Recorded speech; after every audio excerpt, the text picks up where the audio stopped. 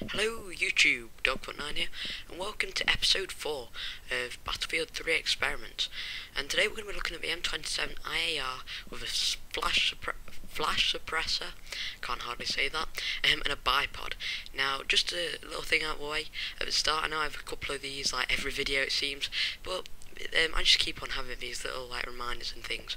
I'm sorry about the affordable squads latest episode only having 360p quality. I don't know why that happened. It just seemed, I think YouTube might have recognised the video file wrongly or something, because it had 720p. It could have been shown in 720p, but the highest it was uploaded to YouTube was 360p. So I don't know what happened there, but hopefully this will have 720p quality. So getting into the M27-IAR, it's an LMG.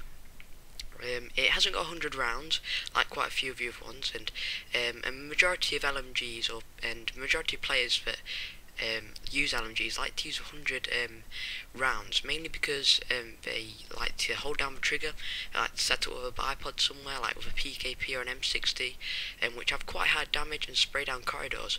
And sometimes these hybrids between assault rifles and LMGs are missed out, because the M27-IAR and all the other ones like the RPK, I think it is, don't seem to be used as much as other LMGs like the M60 or the MG36 or PKP, which I don't know why, because when the game first came out, the majority of people were using them as the M27-IAR and the RPK, and they were both weapons which were unlocked straight away with support kit. Now, with this loadout, I'm using a bipod, which I must admit, because I was using the extra mobility, like attribute which this gun has, well, it seems to move a bit faster than the other ones, as it's not as big and clunky. I wasn't using the bipod as much, so with this setup, the bipod wasn't really as useful as it would be maybe on a PKP, which I always seem to use a bipod with. And the flash suppressor, it seemed to be alright with this weapon. I wouldn't say it's the best. Sometimes, like in the situation I think you're about to see now, I was holding down the trigger, and I know that the bullet spread increases the more you hold down the trigger, but really I should have taken that guy out then. And I think it was something which the flash suppressor brought to this loadout.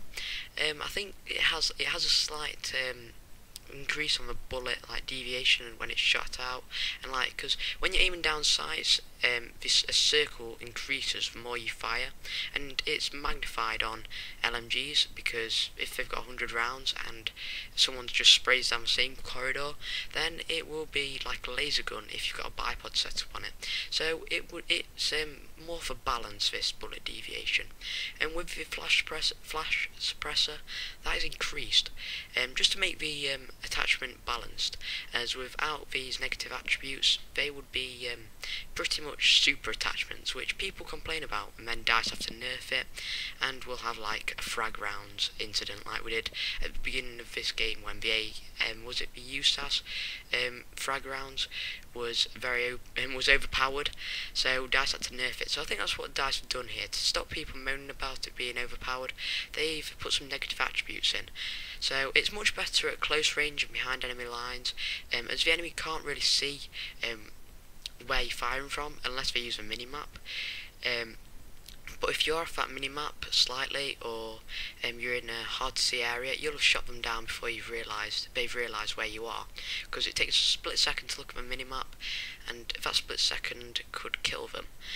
Now sometimes you will have to burst fire at medium range, or closer than you usually do with this sort of weapon, as flash suppressor, like I said, does increase that bullet deviation.